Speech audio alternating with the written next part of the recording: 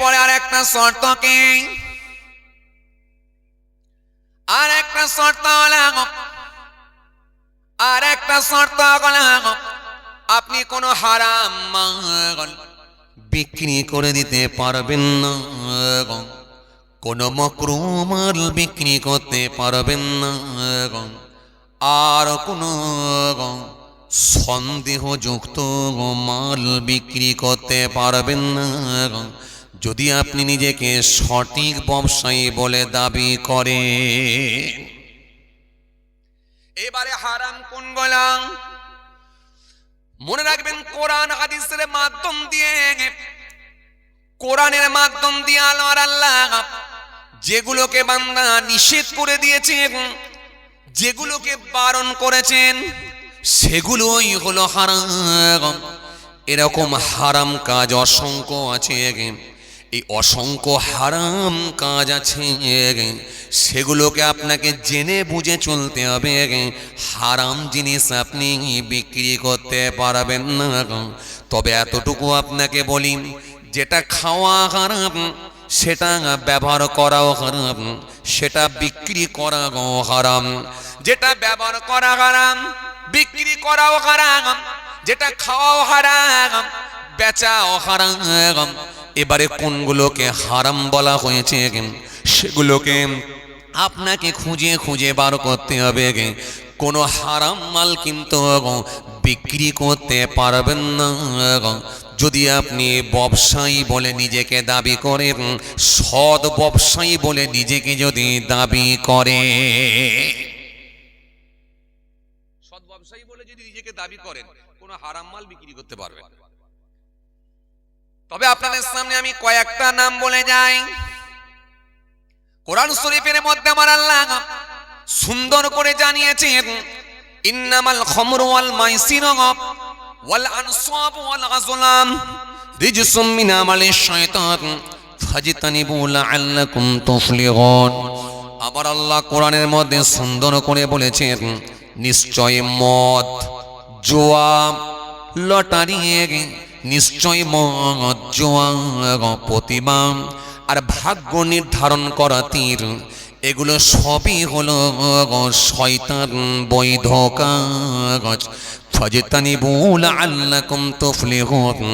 যদি তোমরা এগুলোকে পরিত্যাগ করতে পারো তাহলে তোমরা আল্লাহর কাছ থেকে বড় মাপের সফলতা পাবে। এটা হলো তাদের জন্য বড় মাপের সফলতা, যদি তারা এগুলোকে বর্জন করে দিতে পারে। এবারে বাবাজি আমার ভাইরা, তাহলে মদ খাওয়া হারাম, বিক্রি করাও হারাম, তাহলে খেতেও পারবেন না, বিক্রিও করতে পারবেন না। এবারে বাবাজি আমার ভাইরা, মদ সংক্রান্ত বিষয় নিয়ে একটা লম্বা হাদিস এসেছে। আল্লাহ নবী গুনে গুনে গুনে গুনে 10 জনের উপরে আল্লাহ নবী লানত বলে গেলেন।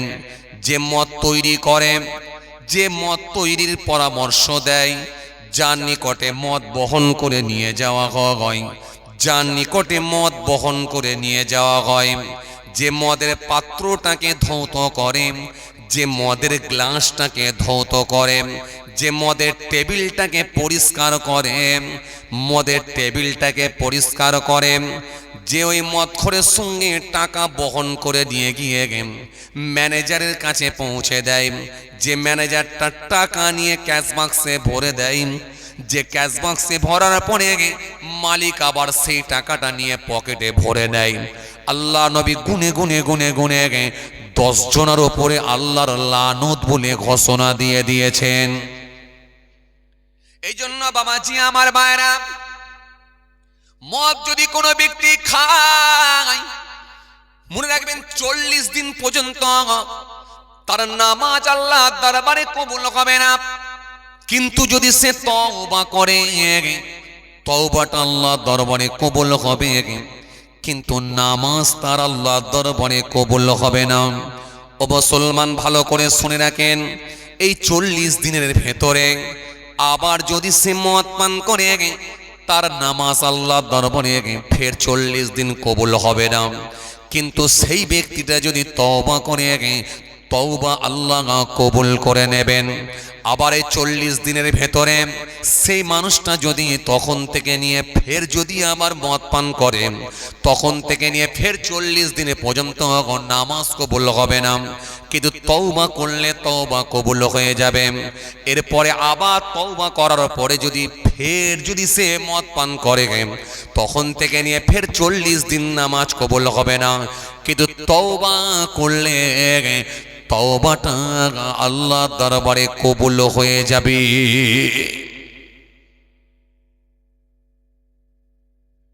তওবা করলে তওবা কবুল হবে, তওবা করলে তওবা কবুল হবে, তওবা করলে তওবা কবুল হবে।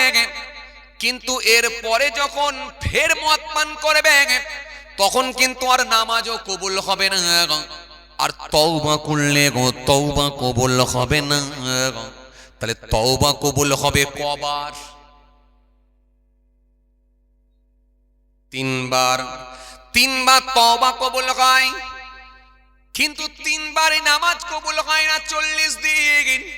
কিন্তু চতুর্থ বারের মাথায় যদি ফের আবার মদ পান করে, এবারে তো নামাজ কবুল হবে না আর তওবাটা কবুল হবে না।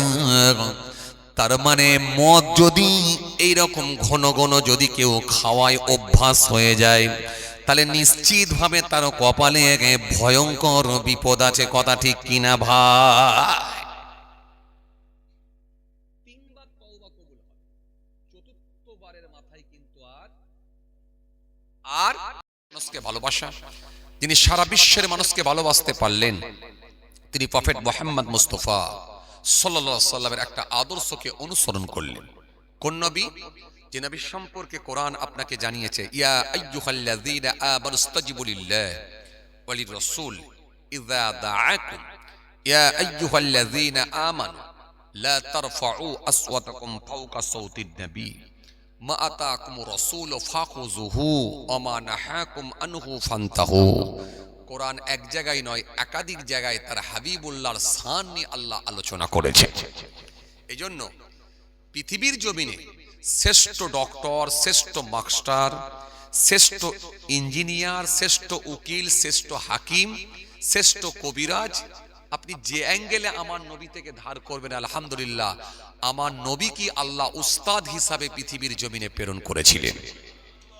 এজন্য কোরআন শরীফের মধ্যে আল্লাহ বলেছেন, মা আতাকুম রাসূল ফাখুযুহু ওয়া মা নাহাকুম আনহু ফান্তাহু। এই পৃথিবীর মানুষ, আমার রাসূল তোমাদেরকে যে আদেশ করেন স্বতঃস্ফূর্তভাবে গ্রহণ করো, আর নবী যেগুলো তোমাদেরকে বারণ করেন সেগুলো থেকে বিরত থাকো।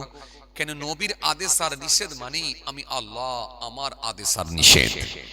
আবার অন্য জায়গায় আল্লাহ পাক বলেছেন, আমার নবী তোমাদের সামনে একটা কথাও বলে না, যেটা আমি বলতে বলি সেটাই আমার নবী তোমাদের সামনে বলে।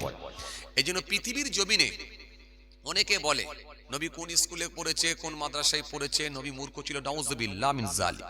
আপনি আপনার ঈমানকে নষ্ট করবেন না। নবীর ওপরে কারোর জ্ঞান আল্লাহ দেননি। পৃথিবীর জমিনে কোনো যদি স্কুলে পাঠানো হতো, কোনো মক্তবে পাঠানো হতো, কোনো মাদ্রাসায় পাঠানো হতো, এতে নবীর শানকে হানি করা হতো, নবীর মর্যাদাকে খাটো করা হতো।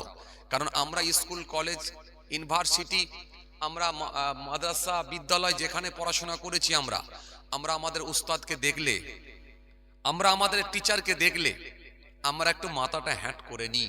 টিচার যতই হোক, আমাদের মধ্যে একটা শিষ্টাচার থাকে, আদব থাকে। নবীর যদি কেউ টিচার হতো, তার সামনে নবী দাঁড়ালে নবীকে শিষ্টাচার রাখতে হতো, আদব দেখাতে হতো, নবীর শানকে খাটো করা হতো। এই জন্য পৃথিবীর জমিনে কোনো মাস্টার, ডক্টর, এই মাস্টার, টিচার, কোনো আপনার কি বলে কোনো উস্তাদ প্রয়োজন হয় না। উস্তাদ, টিচার, মাস্টার স্বয়ং আল্লাহ নিজেই হয়ে গিয়েছিলেন। এই জন্য আমার নবীকে আমার আল্লাহ ওহী দ্বারা জানাতেন। ওহী হলো 2 প্রকার, একটা হলো ওহিয়ে মাতলু আর একটা হলো ওহিয়ে গায়র মাতলু। একটা জিব্রাইলের মাধ্যম দিয়ে জানাতেন, আবার আমার আল্লাহ জিব্রাইলকেও প্রয়োজন মনে করতেন না, সরাসরি তার হাবিবুল্লাহকে জানিয়ে দিতেন। এই জন্য আমার নবী নিজে ইচ্ছাই কোনো কথা বলতেন না। এই জন্য পৃথিবীর জমিনে আপনি যা আমার নবী থেকে ধার করবেন সব পাবেন, আলহামদুলিল্লাহ। ইয়া রাসূলুল্লাহ, চাঁদ সম্পর্কে বলেন, নবী চাঁদ সম্পর্কে আলোচনা করছেন। ইয়া রাসূলুল্লাহ, ভাত খাবো কেমন করে বলেন। নবী ভাত খাওয়া সম্পর্কে আলোচনা করছেন, খানা খাওয়া সম্পর্কে বলছেন। ইয়া রাসূলুল্লাহ, ইয়া রাসূলুল্লাহ, আমি বিছানায় শয়ন করব কেমন করে? নবী বললেন বিছানায় শয়ন করো, সেটাও শিখিয়ে দিলেন। ইয়া রাসূলুল্লাহ, জামা পরবো কেমন করে? নবী সেটাও শিখিয়ে দিলেন। ইয়া রাসূলুল্লাহ, রাস্তায় হাঁটবো কিভাবে? নবী বললেন পথের হক আদায় করো, শিখিয়ে দিলেন। ইয়া রাসূলুল্লাহ, মাথার চুল কাটবো কেমন করে? নবী শিখিয়ে দিলেন চুল কাটো 3 রকম ভাবে, জুম্মা, লিম্মা, উফরা, 3 রকম ভাবে চুল কাটো। ইয়া রাসূলুল্লাহ, জামা যখন পরবো কোন দিক দিয়ে শুরু করব, ডান দিক না বাঁ দিক? ইযা লাবিসা কাবিসান বাদআন বিবায়াবিনিহি, নবী শিখিয়ে দিলেন ডান দিক দিয়ে শুরু করো, পরনের কাপড় ডান দিক দিয়ে শুরু করো। সুতরাং ইয়া রাসূলুল্লাহ, যা আপনি আমার নবী থেকে চাইবেন সব পাবেন। ইয়া রাসূলুল্লাহ, বিজনেস করব কি করে, ব্যবসা করব কি করে? নবী শিখিয়ে দিলেন ব্যবসা করো, চাপ নেই, তরিকা অনুযায়ী করো। এই জন্য ব্যবসা করতে গেলে আল্লাহ রাসূল শিখিয়ে দিলেন কতগুলো শর্ত আপনাকে মেনে ব্যবসা করতে হবে। শর্ত মেনে যদি আপনি ব্যবসা করতে পারেন, সেই ব্যবসাটাও আপনার ইবাদত বলি গণ্য হয়ে যাবে। কথা কিছু বুঝতে পারছেন? ইসলামে প্রত্যেকটা কাজ ইবাদত বলে গণ্য হবে যদি নবী তরিকা হয়, নবীর নকশাই যদি হয়, নবীর তরিকাই যদি হয়, প্রত্যেকটা কাজ ইবাদত বলে আল্লাহ গণ্য করে নেবেন। আপনি মনে করছেন যে শুধু নামাজ পড়লে ইবাদত, শুধু মুখে দাড়ি রাখলে আল্লাহ খুশি হয়, নামাজ পড়লে রোজা রাখলে এই পর্যন্ত ইসলাম শেষ। না না না, তাহলে আমার ইসলামকে আপনি ছোট করে দিলেন, ইসলামের সার্কেলকে আপনি ছোট করে দিলেন। এর সার্কেল বৃহৎ, এর সার্কেল অনেক বড়, এর গভীরতা অনেক। এজন্য প্রত্যেকটা কাজ যদি নবিয়ানা তরিকায়, নবিয়ানা নকশাই হয়, সেটাই আল্লাহর দরবারে ইবাদত বলে গণ্য হবে। কথা কিছু বুঝে আসছে? এইজন্য রাসূল জানিয়েছেন আল কাযিবু হাবিবুল্লাহ, শ্রমিক হলো আল্লাহর দোস্ত, শ্রমিক হলো আল্লাহর বন্ধু। যে শ্রমিকটা নিজে হাতে মেহনত করে হালাল খাদ্য ভক্ষণ করেছে, নিজে মেহনত করে খেয়েছে, ওই ধার্মিক শ্রমিকটা হলো আল্লাহর দোস্ত, আল্লাহর বন্ধু হিসাবে আল্লাহ কবুল করে নেয়। কথা কিছু বুঝতে পারছেন? আমরা কি মনে করি বলেন তো, হুজুর সাহেব মানে আল্লাহর কাছে প্রিয় ব্যক্তি হয়ে গেছে, হাফেজ সাহেব মানে আল্লাহর কাছে প্রিয়, হাজী সাহেব মানে আল্লাহর কাছে প্রিয়, পীর সাহেব মানে আল্লাহর কাছে প্রিয়। আর আমি একটা খেটে খাওয়া মানুষ, রাজমিস্ত্রির কাজ করি, আমি একজন রং মিস্ত্রির কাজ করি, আমি একটা সেই লেভার লেভেলের মানুষ, আমি একটা ছোটখাটো মানুষ, নিজেকে আপনি ছোট করে নিচ্ছেন। কিন্তু না, আমার আল্লাহ আপনাকে ছোট করেননি, আমার আল্লাহ আপনার মর্যাদা স্থানকে কমিয়ে দেননি, বরং আপনি ধার্মিক হয়ে যদি আপনি শ্রমিক হতে পারেন, ওই ধার্মিক শ্রমিকটাকে আমার আল্লাহ বন্ধু হিসাবে কবুল করে নেয়। সামান্য দেশের মন্ত্রীরা ছোট জাতের মানুষদেরকে পছন্দ করে না, কথা বলে না। দেশের সরকার ছোট জাতের মানুষকে পছন্দ করে না। চলছে ছোট জাত বড় জাত, চলছে না? এগুলো চলছে। জি, সাদা চামড়া কালো চামড়ার মধ্যে পৃথক করে দেয়া হচ্ছে, আলাদা করে দেয়া হচ্ছে, চলছে। কিন্তু আমার ইসলাম কাউকে ছোট করেনি, খাটো করেনি। তার জবাব আপনি মেলে নেন। নামাজ পড়তে গেলে আপনার পাশে একটা লেবার শ্রেণীর মানুষেরও দাঁড়াবার অনুমতি আছে, সেখানে কোনো পৃথক নাই, আলাদা নাই। কে বাদশা, কে আমির, কে ফাকির, কোনো তফাৎ নাই। আল্লাহর দরবারে সবাই গোলাম, সব গোলাম। নামাজে দাঁড়িয়ে গেছো মানে সব গোলাম। এরা আমার বন্ধুরা, আমার সাথী মোহাব্বতের ভাইরা, যে কথা বুঝাতে চাইছিলাম আজকে, তাহলে আমি একটু ব্যবসা প্রসঙ্গ নিয়ে আলোচনা করি। ব্যবসা কেন? আমাদের এখানে তো ব্যবসায়ী মানুষ বেশি, বিভিন্ন আপনার কর্মের সঙ্গে যুক্ত থাকা মানুষ আপনারা। কেন? মনে রাখবেন, এমনি তো সংখ্যালঘুদের চাকরি বাকরি ঠিক মতো হয়নি, একেবারে পার্সেন্টেজ কম। জি, সারা গ্রাম খুঁজলে হয়তো হাতে গোনা কতগুলো হতে পারে, 2-4 জন সারা গ্রাম খুঁজলে। তাহলে আমরা মোটামুটি সব খেটে খাওয়া মানুষ, বিভিন্ন রকম কর্মের সঙ্গে যুক্ত। তো সুতরাং ইসলামে ব্যবসা করার তরিকাটা কেমন? নবী বলেছেন মিফতাহু দাওলাতি ফাহুয়া তিজারা, ধনের চাবিকাঠি হলো ব্যবসা, ধনের চাবিকাঠি হলো ব্যবসা। হ্যাঁ, ব্যবসা করো। আয় আমার সাহাবীরা, তোমরা ব্যবসা করো। সাহাবায়ে কেরামেরা ব্যবসা করেছেন, তাবেঈনরা ব্যবসা করেছেন, তাবেঈনরা ব্যবসা করেছেন, নবী আম্বিয়া সালামরাও পর্যন্ত ব্যবসা করেছেন, ইমামরা পর্যন্ত ব্যবসা করেছেন। জগৎ বিখ্যাত ইমামে আবু হানিফা রহমতুল্লাহ আলাইহি, জি, জগৎ বিখ্যাত ইমামে আবু হানিফা রহমাতুল্লাহ আলাইহ। এশিয়া মহাদেশে গোটাটাই জিনার মশলা চলে কম বেশি, সারা ওয়ার্ল্ডে জিনার নাম। পৃথিবীর যে কোনো দেশে আপনি যান, যে কোনো কান্ট্রি, যে কোনো দেশে আপনি যান, ইমামে আবু হানিফা রহমাতুল্লাহ আলাইহির নাম পাবেন। সুতরাং এত বড় একজন ইমাম, তিনিও ব্যবসা করেছেন, কাপড়ের ব্যবসা। নবী ইদ্রিস আলাইহিস সালাম তিনি করেছেন সেলাইয়ের ব্যবসা করেছেন। কেউ করেছেন খেজুরের ব্যবসা, সাহাবায়ে কেরামেরা খেজুরের ব্যবসা করেছেন, আটার ব্যবসা করেছেন, গমের ব্যবসা করেছেন, ছাগলের ব্যবসা করেছেন। সুতরাং আপনিও ব্যবসা করতে পারবেন নিশ্চিতভাবে। ব্যবসা করলে কোনো সমস্যা নাই, তবে নবিয়ানা তরিকায়। নবিয়ানা তরিকাতে যদি আপনাকে ব্যবসা করতে হয়, কতগুলো শর্ত আপনাকে মানতে হবে। এক, ব্যবসা যখন আপনি করবেন হালাল তরিকায় হতে হবে। এক, হালাল তরিকায় আপনাকে ব্যবসা করতে হবে। দ্বিতীয় নাম্বার, যখন আপনি ব্যবসা করবেন আপনাকে মাথায় রাখতে হবে ফরজ, ওয়াজিব আর সুন্নতে মুআক্কাদা, এই তিনটি কিন্তু আপনি ছেড়ে দিতে পারবেন না। মনে রাখতে হবে, এই তিনটি কিন্তু আপনি ছাড়তে পারবেন না। এরপরে নফল যদি আদায় করেন আলহামদুলিল্লাহ, অসুবিধা নাই। আপনি যদি মুস্তাহাব গুলো করেন আলহামদুলিল্লাহ, আপত্তি নেই। কিন্তু ব্যবসা করতে গিয়ে আপনি কোনো অজুহাতে ফরজ, ওয়াজিব আর সুন্নতে মুআক্কাদা এটা কিন্তু ছেড়ে দিতে পারবেন না। তিন নম্বরে হলো, ব্যবসা করতে হলে আপনাকে মনে রাখতে হবে কোনো হারাম মাল আপনি বিক্রি করতে পারবেন না। 2 নম্বরে কি, কোনো মাকরু মাল আপনি বিক্রি করতে পারবেন না। 3 নম্বরে কি, 3 নম্বরে হলো আপনি কোনো সন্দেহযুক্ত ব্যবসা করতে পারবেন না। ব্যাস। 4 নম্বর শর্ত কি? 4 নম্বর শর্ত হচ্ছে আপনি ব্যবসা করবেন, প্রত্যেকের হকগুলোকে আপনাকে আদায় করতে হবে। বাবা মা বেঁচে থাকলে, আব্বা মা বেঁচে থাকলে আব্বা মায়ের হক আছে না নাই? আছে না? হ্যাঁ, ওয়াবিল ওয়ালিদাইনি ইহসান কোরআনে এসেছে, আল্লাহ বলেছেন ওয়াবিল ওয়ালিদাইনি ইহসান।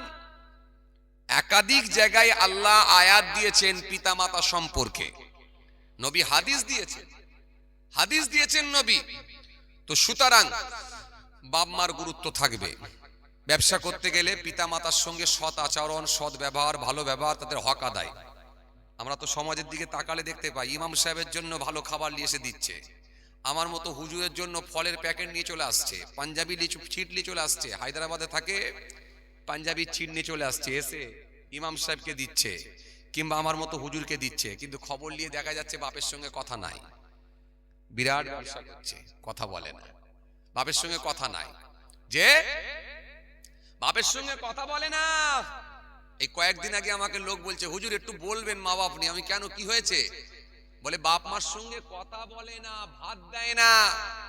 আর ইমাম সাহেবের সঙ্গে বিরাট খাতির, হুজুরদের সঙ্গে বিরাট খাতির। বাপকে ভাত দেয় না, মাকে ভাত দেয় না। বাপ মরে গেছে, এত বড় করে খানা করেছে, 37 হাঁড়ি খানা, শুধু পাড়া না গোটা গ্রামকে খাইয়ে দিয়েছে বিরিয়ানি। কি খাওয়ায় নে, লোকে হাত চুষে খাচ্ছে আর হাত মুছে যাচ্ছে, যেতে যেতে বলছে না গো, ছেলেটা দিল আছে, আমাদেরকে যদি এরকম খাওয়ায় তাহলে বাপকে কেমন খাইয়েছে একবার চিন্তা কর। কথা বলে ও ছেলেটা যে জীবনের আর কোনোদিন খাওয়াবে না, এটা লাস্ট খাওয়াচ্ছে, ভালো করে খাওয়াচ্ছে আর গ্রামকে জানাচ্ছে, এটা সে ছাড়া আর কে জানবে? আর একজন জানে, তিনি বলেন আল্লাহ। ইন্নাল্লাহা কানা সামিয়াম বাসীরা, তিনি সমস্ত কিছু শোনেন এবং দেখেন, তিনাকে লোকানোর কোনো জায়গা নাই। তো ভাইরা আমার, যে কথা আপনাদের বুঝাতে চাইছিলাম, খেয়াল করেন, তাহলে পিতা মাতার হক, এই হক আদায় করতে হবে। বিবি বাল বাচ্চা যারা আছে তাদের হক আদায় করতে হবে, এবং আত্মীয় থাকলে আত্মীয়দের হক আদায় করতে হবে, এবং প্রতিবেশীর হক আদায় করতে হবে। যদিও হক সম্পর্কে আমি পূর্বের ক্যাসেটে আলোচনা করেছি, পীরজাদা মাহফুজুল্লাহ হুসাইনি বলে সার্চ করবেন এবং হক সংক্রান্ত বিষয় নিয়ে আপনি লিখবেন, ব্যাস পেয়ে যাবেন। হক সম্পর্কে ডিটেলস আলোচনা করা আছে পূর্বের ক্যাসেটে। আজকে ওই পার্টটা নিয়ে আমি যাচ্ছি না, তাহলে আবার এই পার্টটা বোঝাতে পারবো না। কারণ একটা যদি পার্ট নিয়ে আলোচনা করি, এমনি 2-3 ঘন্টা চলে যায় কোন দিক দিয়ে সময়, কথা ঠিক কিনা? তো ভাইরা আমার, যে কথা আপনাদের বুঝাতে চাইছিলাম, তাহলে প্রত্যেকের হক আদায় করতে হবে, এটা 4 নাম্বার হলো শর্ত। আর 5 নাম্বার হলো, একটা ব্যবসায়ী যখন হালাল ব্যবসা করবে, তার হালাল টাকাটা দিয়ে হারাম পথে কখনো ব্যয় করতে পারবে না। কথা মনে বুঝতে পারেনি, বুঝতে পেরেছেন? হালাল ইনকাম করে হারাম পথে ব্যয় করতে পারবে না। যেমন আমি একটা মিসাল দিতে পারি, আপনি হালাল ইনকাম করেছেন কিন্তু হালাল টাকা নিয়ে লটারির টিকিট কাটতে পারবেন না, তাহলে হারাম পথে হয়ে গেল। এইভাবে যত হারাম কাজ আছে, কোন হারাম কাজে সে ব্যয় করতে পারবে না। এই 5টা শর্ত মেনে আপনাকে ব্যবসা করতে হবে, কথা বুঝে গেল ভাইরা আমার? তার ভেতরে আপনাকে আমি কি বলেছিলাম? তার ভেতরে বলেছিলাম যে ফরজ, ওয়াজিব আর সুন্নতে মুআক্কাদা ছাড়া যাবে না, কোনো অজুহাতে আপনি ছাড়তে পারবেন না। এবারে মনে রাখবেন ফরজ কোনগুলো, একটা কথা মনে রাখবেন, যেগুলো আল্লাহ পাক রব্বুল আলামিন কোরআনের মাধ্যম দিয়ে বান্দাদেরকে আদেশ করেছেন বা নির্দেশ দিয়েছেন, সেটাই কিন্তু আমাদের জন্য ফরজ হয়ে গেছে। এবং যেগুলো অকট্ট দলিল, একবারে কোরআন হাদিসের যেগুলো আদেশ করতে করা হয়েছে, সেটাই কিন্তু ফরজ বলে গণ্য হয়েছে। আর ওয়াজিব কোনগুলো? মনে রাখবেন, ওয়াজিবের গুরুত্ব অনেক বেশি, কিন্তু ফরজের সমতুল্য নয়। কিন্তু ফরজ এর গুরুত্ব অনেক বেশি। তবে ওয়াজিব যদি কেউ ছেড়ে দেয়, ওয়াজিব ছেড়ে দিলে কি হবে? কবিরা গুনাহ হবে। আর ওয়াজিবকে যদি কেউ ইনকার করে, ওয়াজিবকে যদি কেউ ইনকার করলে কি হবে? সে ফাসিক হয়ে যাবে। আর ফরজকে যদি কেউ ছেড়ে দেয়, কবিরা গুনাহ তো হবেই, পাশাপাশি ফরজকে যদি কেউ ইনকার করে, সে কাফের হবে। কথা বুঝে আসছে না কি বলছি? যেমন ধরেন নামাজ, এটা ফরজ, আল্লাহ ফরজ করেছেন। এই ফরজ নামাজ যদি কেউ পড়তে না পারে, পরে কেঁদেছে, মাফ চেয়েছে, আল্লাহ মাফ করনেওয়ালা, আবার কাজা ঘুরিয়ে পড়েছে, কিন্তু সেই ভুলটাকে সে ভুল বলে মেনে নিয়েছে, সে অনুতপ্ত হয়েছে, ব্যথিত হয়েছে যে আমার জোহরের নামাজটা যে কোনো ভাবি হোক কাজা হয়ে গেছে, এই ব্যথিত হয়েছে।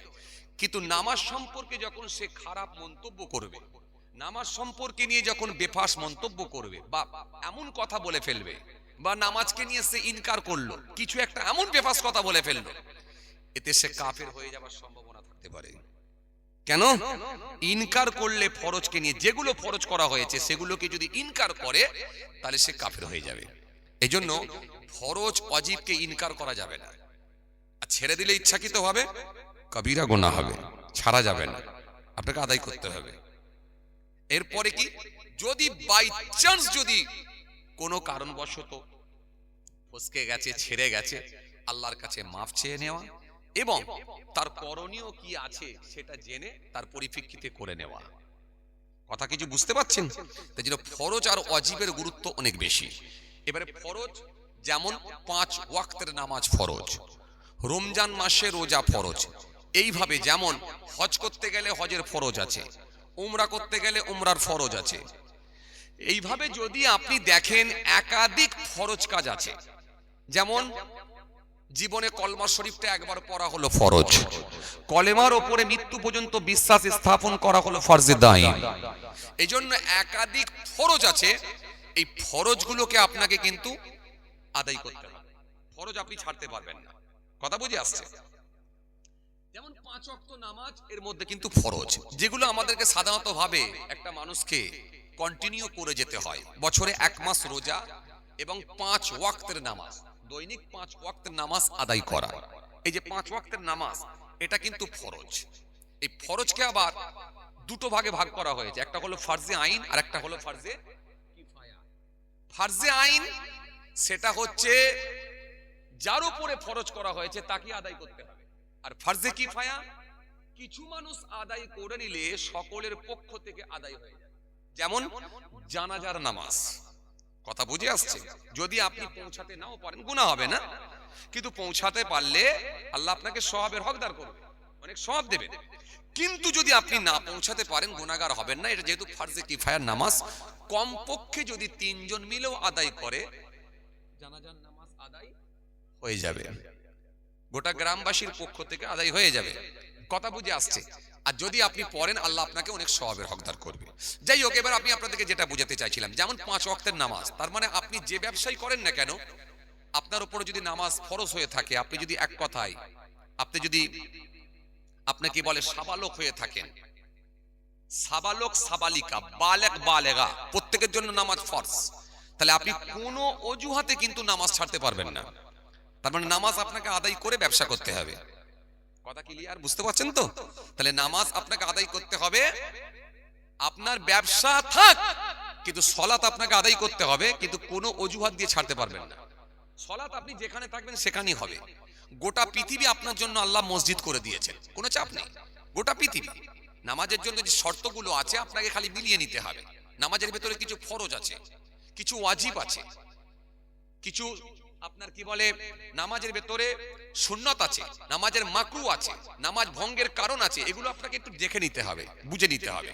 তো গোটা পৃথিবী আপনার জন্য মসজিদ, যদি শর্ত অনুযায়ী আপনি মিলিয়ে নিতে পারেন যে এখানে আমার নামাজ হয়ে যাবে, জায়গা পাক আছে, কাপড় পাক আছে, শরীর পাক আছে, যদি আপনি দেখে নিয়ে মিলিয়ে নিতে পারেন, তো আলের মাঠের যে আল পানি পাওয়াতে গেছেন, ওই আলের মাথাতেও দাঁড়িয়ে দাঁড়িয়ে নামাজ পড়তে পারেন, আপত্তি নেই। পশ্চিম দিকে মুখ করে আলহামদুলিল্লাহ আপনি নামাজ শুরু করে দেন, আপনার নামাজ হয়ে যাবে ইনশাআল্লাহ। তো এই নামাজ তাহলে ফরজ আপনি ছাড়তে পারবেন না, তার ভেতরে একটা ফরজ হলো, সেটা হলো সালাত নামাজ। নামাজ কিন্তু আপনি ছাড়তে পারবেন না। তাহলে এই যে 5 ওয়াক্তের নামাজ আপনাকে কন্টিনিউ আদায় করতে হবে। জোহরের নামাজ পড়েন ক রাকাত? একটু বলেন, কথা বলেন, ক রাকাত? জোহরের নামাজ পড়েন ক রাকাত? জোহরের নামাজ 12 রাকাত পড়েন। 4 রাকাত, 4 রাকাত সুন্নত, 4 রাকাত ফরজ, 2 রাকাত সুন্নত, 2 রাকাত নফল। আচ্ছা, এর ভেতর থেকে কোনটা ছাড়েন? একটাও ছাড়েন কি নাকি না? খুবই আর একেবারে বাই চান্স কোনটা ছাড়া হয়? বাই চান্স যদি হয় নফলটা, বাই চান্স হলে নফলটা। এর মাঝখানে একটা কথা বলে রাখি, নফলও ইচ্ছাকৃতভাবে ছেড়ে দেবেন না, এটা অ্যাডিশনাল হিসাবেও আল্লাহ কাজে লাগিয়ে দিতে পারে ইনশাআল্লাহ। ইনশাআল্লাহ, কথা বুঝে আসছে? অ্যাডিশনাল হিসাবে কাজে লাগতে পারে। নফল আর মুস্তাহাব, মুস্তাহাব নফল প্রায় একই ধরা যেতে পারে। যেমন আপনি ওযু করছেন, ওযুর ভেতরে খুব ভালো করে বুঝবেন, ওযুর ভেতরে 4টে ফরজ আছে, এর ভেতরে সুন্নত আছে, এর ভেতরে মুস্তাহাবও আছে। যেমন মাথা মাসা করলেন, এটা হলো ফরজ আদায় করলেন, আর এই ফরজ আদায় করে আপনি যখন এই হাতের উল্টো পিঠটা দিয়ে ঘাটটা মাসা করলেন, এটা একটা মুস্তাহাব, ভালো, এটাও সওয়াবের হকদার হলেন। কিন্তু আপনি যদি এই মুস্তাহাবটাকে ছেড়ে দেন, তাহলে সওয়াব থেকে কিন্তু অনেকটা বঞ্চিত হয়ে গেল। আর যদি মনে হয় যে না আমার সওয়াবের দরকার আছে, শুধু ঘাটটা একটু বুলিয়ে নেওয়া, এতেও আল্লাহ আপনাকে সওয়াবের হকদার করবেন। কিয়ামতের ময়দানে আল্লাহ ইচ্ছা করলে, নেকি কম থাকলেও আল্লাহ ইচ্ছা করলে এই সুন্নত, এই কি বলে নফল দিয়ে আর মুস্তাহাবগুলোকে দিয়ে আল্লাহ ইচ্ছা করলে তার নেকির খাতাকেও ভারী করে দিতে পারে। আল্লাহ সব পারে, এজন্য এই নফল আর মুস্তাহাবকে ছেড়ে দেবেন না, এটাকে অ্যাডিশনাল হিসাবে আল্লাহ কাজে লাগিয়ে দিতে পারে। তো ভাইরা আমার, যে কথা বুঝাতে চাইছিলাম, তাহলে 4 রাকাত ফরজ পড়লেন, 4 রাকাত সুন্নত পড়েছেন, সুন্নত প্রথমে পড়েছেন, তারপরে ফরজ পড়েছেন। এই সুন্নতটা আপনি ছেড়ে দেননি কেন বলেন তো? এটা হলো সুন্নতে মুআক্কাদা, ছেড়ে দিলে গুনাহ হয়, আর পড়ে নিলে আল্লাহ সওয়াবের হকদার করবে, নেকি দেবেন, এজন্য আপনি ছেড়ে দিতে পারেন না। এজন্য 4 রাকাত সুন্নত, 4 রাকাত ফরজ পড়েছেন, তারপর 2 রাকাত সুন্নত, 2 রাকাত নফল পড়েছেন। কিন্তু এই যে 4 রাকাত সুন্নত, এটা হলো সুন্নতে মুআক্কাদা। আমি আপনাকে কি বলেছিলাম? ব্যবসা করতে গেলে ফরজ আদায় করবেন, ওয়াজিব আদায় করবেন, সুন্নতে মুআক্কাদা গুলো আদায় করবেন। এজন্য তার ভেতরে একটা সুন্নতে মুআক্কাদা আপনি পেয়ে গেলেন নামাজের ভেতরই, এটা কিন্তু আপনি ছাড়তে পারলেন না। এক। আচ্ছা, আসরের নামাজ পড়েন ক রাকাত? জোরে বলেন, ক রাকাত পড়েন? 8 রাকাত না 4 রাকাত পড়েন? ক রাকাত? 4 রাকাতই পড়া হয়, আর নামাজ হলো 8 রাকাত। এই যে 4 রাকাত ছেড়ে দেন, এটা হলো সুন্নতে গায়ের মুআক্কাদা, তার মানে ছেড়ে দিলে গুনাহ হয় না। তাহলে আপনাকে আমি কি বলেছিলাম? ব্যবসা করতে গেলেও সুন্নতে মুআক্কাদা কিন্তু আদায় করতে হবে। গায়ের মুআক্কাদা যদি ছেড়েও যায় গুনাহ হবে না, আর যদি আদায় করেন আল্লাহ আপনাকে অনেক সওয়াবের হকদার করবে, বঞ্চিত করবে না। রাসূল ছেড়েওছেন, পড়েওছেন, সাহাবায়ে কেরামেরা ছেড়েওছেন, পড়েছেন, এজন্য গায়ের মুআক্কাদা বলা হয়। তাই আমরা এটাকেও আদায় করার চেষ্টা করব, মাঝে মাঝে ছেড়ে গেলেও ক্ষতি নাই। কিন্তু মাগরিবের নামাজ আদায় করেন ক রাকাত? 7 রাকাত, 3 রাকাত ফরজ, 2 রাকাত সুন্নত, 2 রাকাত নফল। আদায় করেন। এই মাঝখানে যে 2 রাকাত সুন্নত পড়েন এটা হলো সুন্নতে মুআক্কাদা, এটা ছেড়ে দিলে কিন্তু গুনাহ হবে। আচ্ছা, এশার নামাজ পড়েন ক রাকাত? পড়া হয় 13 রাকাত আর বাদ দেওয়া হয় 4 রাকাত। তার মানে প্রথমে সুন্নতটা মনে হয় বাদ দেওয়া হয়, তাই তো নাকি? হ্যাঁ, এই খুব কম, তাও আবার অনেকে পড়ে আলহামদুলিল্লাহ। তাহলে এই যে বাদ দেন যেটা, এটা হলো সুন্নতে গায়ের মুআক্কাদা। বোঝা গেল? আপনাকে আমি বুঝিয়ে দিচ্ছি জাস্ট। তাহলে এটা হলো গায়ের মুআক্কাদা। আর ফজরের নামাজ পড়েন ক রাকাত? 4 রাকাত। জি। আর এশার নামাজ পড়েছেন 17 রাকাত, তার মধ্যে 4 রাকাত সুন্নত, অনেকে আবার ছেড়ে দেয়। 4 রাকাত ফরজ, 2 রাকাত সুন্নত, 2 রাকাত নফল, 3 রাকাত বেতের, 2 রাকাত নফল। এর ভেতরে দেখেন এই যে বেতের নামাজটা, এটা হলো ওয়াজিব নামাজ, এটা কিন্তু ছেড়ে দিলে গুনাহ হবে। আপনাকে কি বলেছিলাম? ব্যবসা করতে গেলে ওয়াজিব আর ফরজ, আর কি বলেছিলাম? সুন্নতে মুআক্কাদা, এটা ছাড়া যাবে না, বলেছিলাম না বলিনি? তাহলে এই নামাজের ভেতরে সহজে বোঝানো যাবে বলে আমি নামাজটাকে টেনে নিয়ে এলাম, কারণ এর ভেতরেই 3টে পেয়ে যাব। তাহলে বেতের নামাজটা কি? এটা হলো ওয়াজিব, তাহলে এটা কিন্তু আপনি ছেড়ে দিতে পারবেন না। এবার এই রকম ভাবে অনেক ওয়াজিব কাজ আছে, সেগুলো ছাড়তে পারবেন না। আপনি কিন্তু বেতের নামাজ পড়ছেন, কিন্তু দেখা যাচ্ছে চায়ের দোকানে, এই চায়ের দোকানে একদিন চা খেয়ে নিয়ে পয়সা দিতে গিয়ে দোকানদারের সঙ্গে আপনার একটু মনোকষাকষি হয়েছিল, একটু মনোমালিন্য হয়েছিল, কিছু একটা বিষয় নিয়ে একটু তর্ক হয়েছিল। হওয়ার ফলে কি হলো? এখন ওই চায়ের দোকান আপনাকে, একদিন চায়ের দোকানদার দেখতে পেয়ে আপনাকে সালাম দিচ্ছে, আসসালামু আলাইকুম। আপনি রেগে আছেন, সেদিনে সেই পয়সা নিয়ে গোলমাল হয়েছে, রেগে গিয়ে আপনি মুখটা ঘুরিয়ে চলে গেলেন। রাতে বেতের নামাজ পড়েছেন, আর সকালবেলা যখন মুখটা ঘুরিয়ে নিয়ে চলে গেলেন, তার মানে আপনি ওয়াজিবকে তরক করলেন, ওয়াজিব ছেড়ে দিলেন। আর ওয়াজিব ছেড়ে দিলে কি হবে? গুনাহগার হবে। কি হবে? কবিরা গুনাহ হবে। কথা কিছু বুঝে আসছে কি বললাম? কেন এটা কি ছাড়লেন? ওই যে সালামের জবাবটা দিলেন না, এই জবাবটা দেয়া ছিল ওয়াজিব। কেন? সালাম দেয়া সুন্নত, জবাব দেয়া ওয়াজিব। কিন্তু রেগে গেছিলেন এমন, রেগে গিয়ে আপনি ওয়াজিব ছেড়ে দিলেন। তাহলে আপনি বেতের নামাজ পড়ছেন, ওই নামাজ আদায় করলেন, কিন্তু এই ওয়াজিব ছেড়ে দিলেন। এইভাবে যদি আপনি অনেক খুঁজে খুঁজে দেখেন, অনেক ওয়াজিব আমরা ছেড়ে দিই। এইভাবে যদি আপনি অনেক খুঁজে খুঁজে দেখেন, ফরজ কিন্তু নামাজ পড়ি, কিন্তু অনেক ফরজ আমরা ছেড়েও দিই। এইভাবে যদি আপনি অনেক খুঁজে খুঁজে দেখেন, সুন্নতে মুআক্কাদা নামাজের গুলো করি, কিন্তু অন্য সুন্নত আমরা অনেক কিছু ছেড়ে দিই। এইভাবে যদি আপনি খুঁজে খুঁজে দেখেন, তাহলে ব্যবসা করলেও কিন্তু আপনার আমার ভেতরে অনেক গোলমাল, কথা বলে না, আছে না নাই? তাহলে আপনি যে এই যে সালামের জবাবটা দিলেন না, আপনার যত রাগই থাক সালামের জবাব দিতে হবে। কেন? এটা রাসূল শিখিয়েছেন, আসসালামু আলাইকুম, ওগো আল্লাহর বান্দা, তোমার উপর আল্লাহর রহমত বর্ষণ হোক। ওয়া আলাইকুম আসসালাম, ওগো আল্লাহর বান্দা, তোমার উপর আল্লাহর রহমত বর্ষিত হোক। এই তরিকা কত সুন্দর, নবী শিখালেন। কিন্তু আপনি রেগে গেছিলেন, রাগান্বিত হওয়ার কারণে জবাবটা দিলেন না। এই জবাব না দেওয়ার জন্য আপনি ওয়াজিব ছেড়ে দিলেন। কুরবানিতে গরু জবাহ করলেন না, আপনার আর্থিক অবস্থা স্বচ্ছ থাকার পরেও আপনি গরু কুরবানি করলেন না, তার মানে ওয়াজিব ছেড়ে দিলেন, ওয়াজিব ছেড়ে দিলেন। এইভাবে যদি আপনি খুঁজে খুঁজে দেখেন, অনেক ওয়াজিব কাজ আছে। আপনি একটা ওমরা হজ করতে গেছেন, আপনাকে মূল জিনিসগুলো অন্তত জানতে হবে। শুধু হাজী সাহেব ওমরা করে এসেছি, ফরজ করে এসেছি বললে হবে না। আপনাকে হজের ফরজ আছে, হজের উমরা আছে, এই কি বলে হজের কি বলে ওয়াজিব আছে। উমরা করতে গেছেন, সেখানেও ফরজ আছে, ওয়াজিব আছে। এটা উমরা করতে গেলে দুটো ফরজ। এক, আপনাকে ইহরামের পোশাক পরিধান করা, ইহরাম পরতে হবে। দ্বিতীয় নম্বরে কি? কাবা বাইতুল্লাহ শরীফ তওয়াফ করতে হবে। কাবা বাইতুল্লাহ তওয়াফ করা, এটা হলো ফরজ। এরপরে কি? ওয়াজিব। ওয়াজিব কোনগুলো? সাফা থেকে মারওয়া আর মারওয়া থেকে সাফা এই সহি করা, এটা হলো ওয়াজিব। আপনি যখন একেবারে সেই কাবা বাইতুল্লাহর সামনের দিকে তাকিয়ে দোয়া পড়লেন, দোয়া পড়ে সাফা থেকে মারওয়ার দিকে যখন আপনি অগ্রসর হবেন, আপনি দরুদ শরীফ পড়বেন, কালেমা শরীফ পড়বেন, অনেক দোয়া আছে, দোয়াগুলো পড়বেন। এবং সবুজ যেখানে বাতি লাগানো আছে সেখানে আপনাকে একটু ছুটতে হবে। কোরআন শরীফের আয়াত পড়তে হয়, ইন্না সাফা ওয়াল মারওয়াতা মিন শাইরিল্লাহ ফামান হাজ্জাল বাইতা বি'তামারা ফালা জুনাহা আলাইহি আন ইয়াতাওয়াফা বিহিমা ওয়া মান তাতাওয়া খায়রান ফা ইন্নাল্লাহা শাকিরুন আলিম।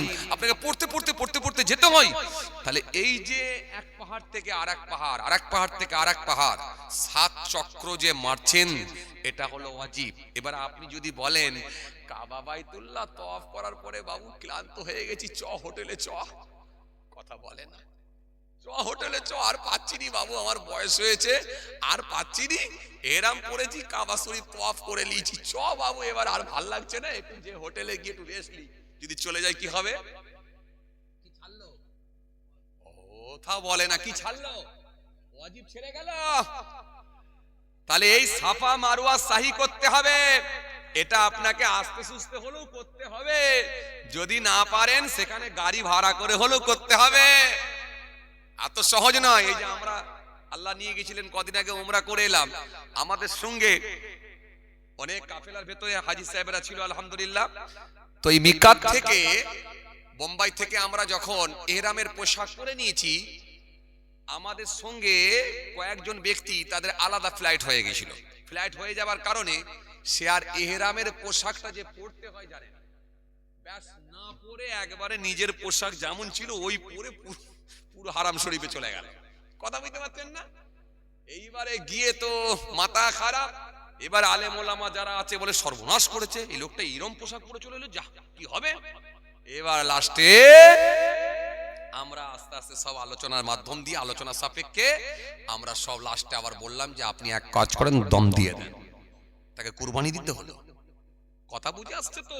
26,000 টাকা খরচা করে কুরবানি দিয়ে, এত সহজ নয়। শুধু গেলে হবে না, আপনাকে ফরজও জানতে হবে, ওয়াজিবও জানতে হবে। তাহলে সাফা মারওয়া সাই করলেন, এরপরে কি? মাথা মুন্ডন করা, ন্যাড়া হওয়া। এই ন্যাড়া হওয়াটাও কিন্তু ওয়াজিব। লোকে জানে না, গ্রীষ্মকালে ন্যাড়া হয়ে যায়, ন্যাড়া হয়ে গিয়ে বলছে সুন্নত আদায় করছি। না, জীবনে নবী ন্যাড়া হননি। নবী জীবনে 3 রকম ভাবে চুল কেটেছেন, জুম্মা, লিম্মা, ওফরা, 3 রকম ভাবে চুল কেটেছেন। আর একমাত্র ন্যাড়া হয়েছেন সেটা হলো হজের মৌসুমে। হজ করতে গিয়ে তবে আল্লাহ রাসূল সাল্লাল্লাহু আলাইহি ওয়াসাল্লাম ন্যাড়া হয়েছেন, বাকি কোনো টাইমে অন্য সময় ন্যাড়া হননি। কথা কি বুঝতে পারছেন? তার মানে আপনি অন্য সময় যদি ন্যাড়া হন সেটা আপনার ব্যাপার, কিন্তু ওইখানে গিয়ে আপনাকে চুল মুন্ডন করতে হবে, মাথা ন্যাড়া করতে হবে। কথা বুঝে আসছে? তাহলে এটাও হলো ওয়াজিব। তাহলে এইভাবে আপনাকে ওয়াজিব আদায় করতে হবে, পাশাপাশি ফরজ আদায় করতে হবে, এর পাশাপাশি কি সুন্নতে মুআক্কাদা গুলো আদায় করতে হবে। তাহলে ব্যবসা করতে গেলে কটা কাজ বুঝে আসছে তো? এইভাবে যত ওয়াজিব কাজ আছে খুঁজতে হবে, যত ফরজ আছে সেগুলো খুঁজতে হবে, ফারজে আইনগুলো আদায় করতে হবে। যদি ফারজে কিফায়া নাও পারেন সেটা আলাদা কথা, করলে সব, কিন্তু ফারজে আইন ছাড়তে পারবেন না, মনে রাখতে হবে। আর কি সুন্নতে মুআক্কাদাও আপনি ছেড়ে দিতে পারবেন না।